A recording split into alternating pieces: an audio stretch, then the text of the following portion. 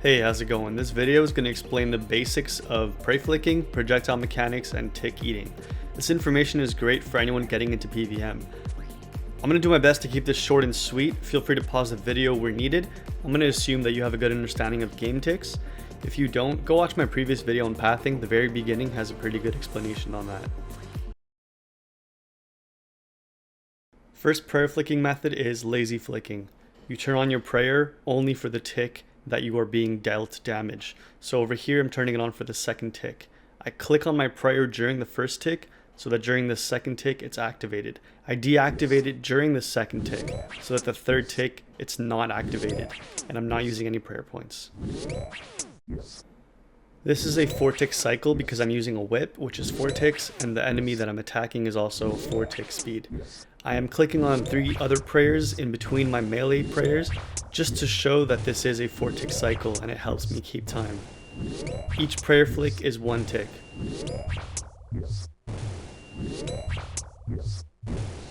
One tick flicking occurs when you double click on your prayer during every game tick. So you're basically disabling the prayer but re-enabling it before the tick finishes so that during the next tick the prayer is still activated. Do that every tick and you won't consume any prayer points. Play with game sounds on and double click when you hear the sound of the prayer activate.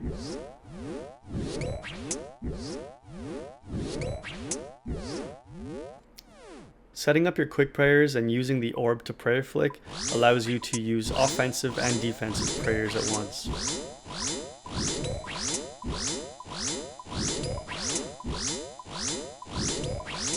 You could also decide to prayer flick only where it counts, so when you're defending and when you're attacking, like this. The next example is a little bit of an extreme situation with 1-tick flicking, but it helps you get an idea of exactly what's going on during each game tick. So if you attack a 4-tick speed NPC with a 4-tick weapon, this is what you'll get. So when you attack it, 3 ticks later, it'll attack you, and the following tick, you're going to attack it, and it's going to repeat that cycle. Knowing this, you can pray melee when it attacks you, and immediately after you're praying piety.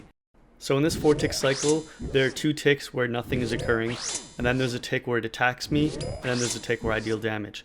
What if you can make it so that you attack it and it attacks you during the same tick? So if you walk under an NPC, you sometimes can get this situation where only 1 tick of the 4 ticks in the cycle are where you attack it and it also attacks you. Now when you're being attacked by multiple NPCs, things can get tricky. In this case, they're each attacking me at 4 ticks, but I'm getting hit in a 2-tick interval because there's 2 of them. They're perfectly off tick. Now in this case, I walk under it and I made it so that they're both attacking me at the same time. This means that they are on tick. In most situations, you don't want this because if you have a major and a ranger attacking you, you want to off tick them like so. So if you walk underneath one of them, you can off tick them. And now you can easily flick between range and mage depending on which one's attacking you.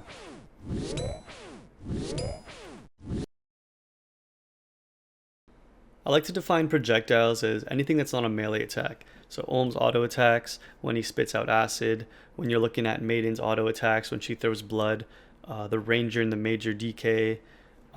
Basically anything that is not melee is most probably a projectile.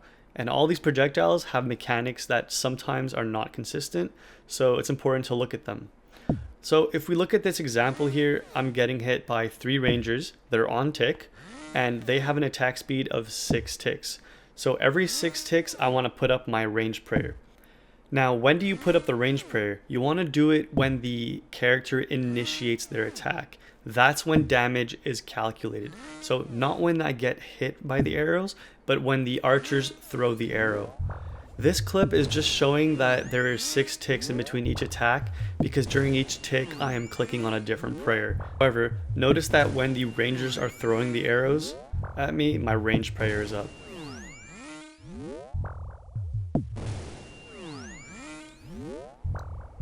The next example just shows that when I get in the line of sight of the rangers with my prayer up during that very first tick that they can see me, then I'm protected.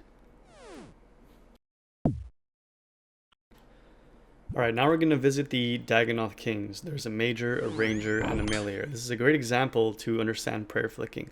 I'm getting attacked by the ranger and now the major. Now, right here, it looks like they're both attacking me on the same tick because of the blue zeros appearing at the same time. However, the ranger is farther away, and I'll get into this mechanic later on, but his attack occurs right before the major, and the major attacks right before the meleeer in this case. So I'm very lucky, they're all off tick. So what I want to do is follow that pattern. Because there are 3 NPCs attacking me, and they all have a 4 tick attack speed, there's 1 tick where none of them is attacking me, and that's why I'm using Redemption, just to help count ticks. Nothing more than that. Alright, here's a quick example to demonstrate that no matter how far you are from the NPC that's attacking you, you need to have your prayer up during the animation of the NPC throwing the projectile instead of when it hits you. In this example, both of the NPCs are attacking me at different ticks, but it looks like, again, I'm getting hit at the same tick. That's because the back one was farther away and he was attacking me first. Now if I stand at 2 tiles away from, or 1 tile away from any of them, then what happens is you can really see how they're not on the same tick. Alright, now we're going to talk about projectiles that are a bit different. These projectiles, when they hit you, that's when damage is calculated. So this means that you don't have to pray flick on the initial release of the projectile, you only have to pray flick on when the projectile hits you. A few good examples are of course the orbs at Soda's Egg and Verzik's auto attacks in part 3. So most projectiles will have a varying amount of time until they actually reach you depending on how far you are from the point of initiation. And we'll talk about that more in detail with tick eating. However, in this case with the big ball, notice that it will reach its target in the same amount of time. So if you're very far away, it'll be very fast. And if you're very close, then it'll be very slow. In this example, everyone gets hit by Verzik's auto attacks at the same time, except for the tank. He gets hit before because he's under Verzik when she throws her attack. Alright, before I get into tick eating, it's important to understand that when you eat, there is a 3 tick cooldown until you can eat again. Now you can bypass this with combo food, but that's beyond the scope of this video. Let's just focus on tick eating. Tick eating does not work with melee attacks, and it works with most projectile attacks. You also have to be good at the game, not like me. So like we said, projectile damage is calculated when it is initiated by the NPC. So if you can manage to eat at the same time, during the same tick, as when that projectile actually reaches you, you'll have yourself a successful tick eat. In other words, you want to click on the food right before the tick begins. Which tick I'm talking about? The one where you take damage. The one where you get that hit splat on your character. If you can do that right, then you got yourself a successful tick eat.